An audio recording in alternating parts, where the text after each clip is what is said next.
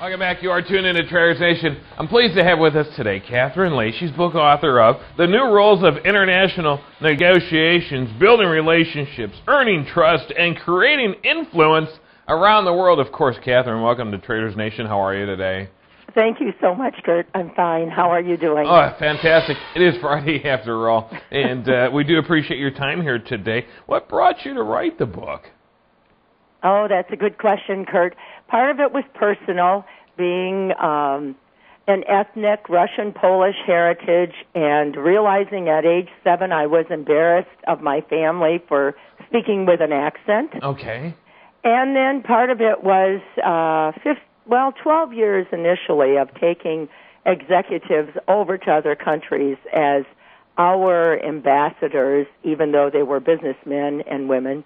Right. And being embarrassed by them and what they were doing as our ambassadors. Not all of them. Right. But just a few winners there. Yeah, and don't they put them through, like, ambassador school or something? I mean, is there, like, please, in this country it's proper to bow, but if you bow in this country, they'll give it to you good. Right. Is it?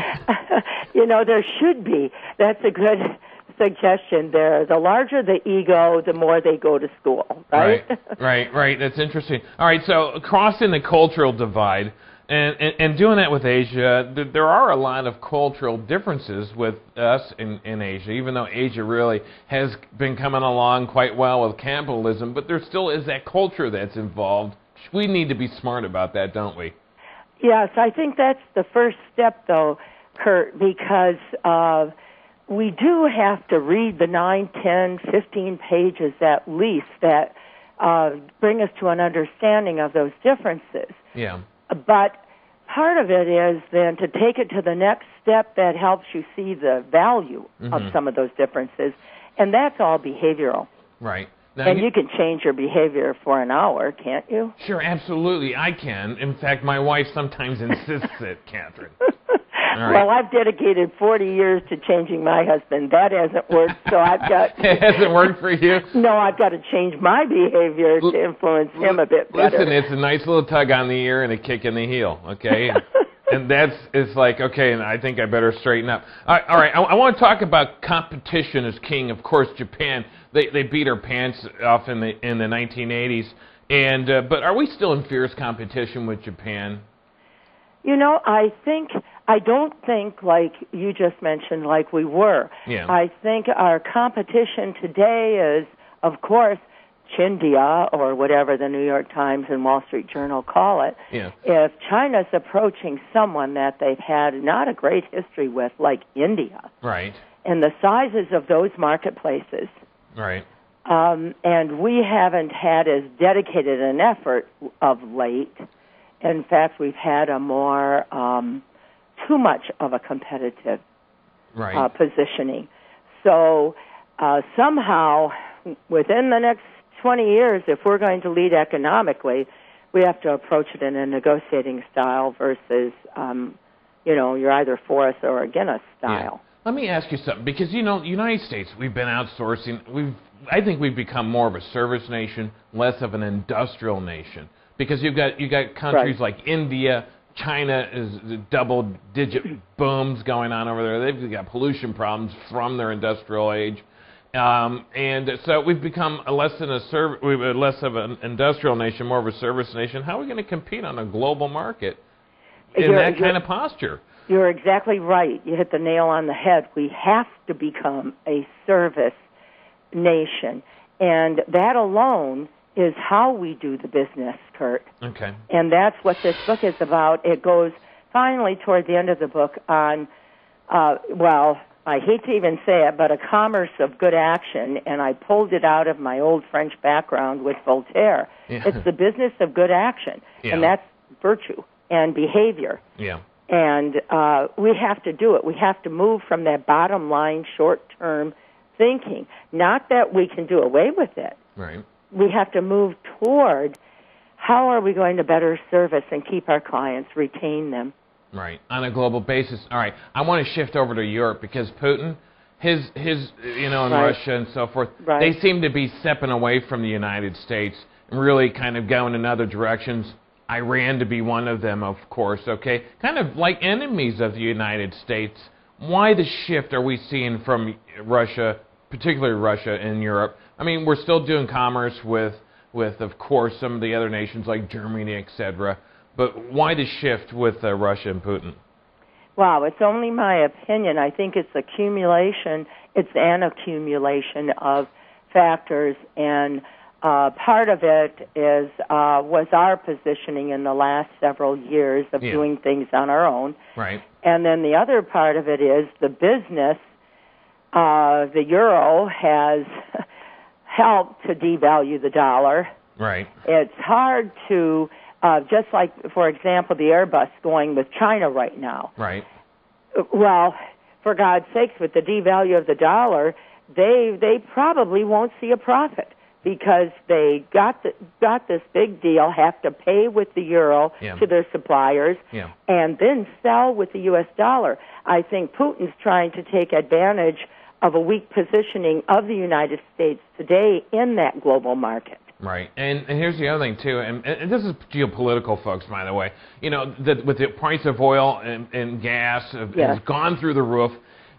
The Soviet Union, all right, Russia, which was a weak country for years since the fall of the Soviet Union, are now really rich and have the money to be able to do the things they want to do. I think Putin's wanting to come back swinging, and he's been doing that. All right, strategically, let's talk about virtues. And strategic virtues, of course, you have 4 of them outlined in your book.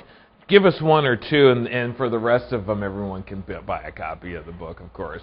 What would be 1 or 2 virtues that you talk I go to the last one because empathy, because so many people that I've worked with across continents in the past few years have said we're a nation without empathy. Yeah. And to me, the key to getting what you want or what you need in a negotiation is by showing them that you understand their needs. Right. And you can't do that without a true empathy. Right. I mean, you can say, oh, I know how they feel. But if your actions and your words don't reveal that understanding, you're not there. And the other one is a bit of... I guess I'd go to that consideration one because it says I get to ask anything and expect a valued response. Right. All right. And let's talk about this for a minute because it is very critical in negotiations to recognize the other side's needs. Would you agree? Right. Absolutely. You can't get there without it. Yeah. I mean, it's not negotiations without it. That's right. You shouldn't have been there. You shouldn't have been there. You should have gone for a glass of wine and a loaf of bread. That's right. And a block of cheese, send somebody else next time. Yes, and preferably somebody you like. All right, that's right, preferably. All right, common ground, cultural and contextual. You write about in your book about your snapshot of Venezuela. I don't know if it's possible to even do business with Chavez in Venezuela over there. What are your thoughts on that? Yeah, I've never worked with him. Me neither. I don't know if I really want to, but I would like to get him in a room myself. Yeah, wouldn't that be... See, isn't that... You mentioned something very interesting. Of course, my perception of Venezuela is I just worked with some of the men this past fall, and it's a different perception, but Chavez, I think it's gone too far. Yeah. It became a battle of insults. That brings you back to that whole respect issue. Sure. Once you get there, for both sides, whatever you say today, technologically, the whole world hears and winces. Yeah. Depending on who's saying it. Right.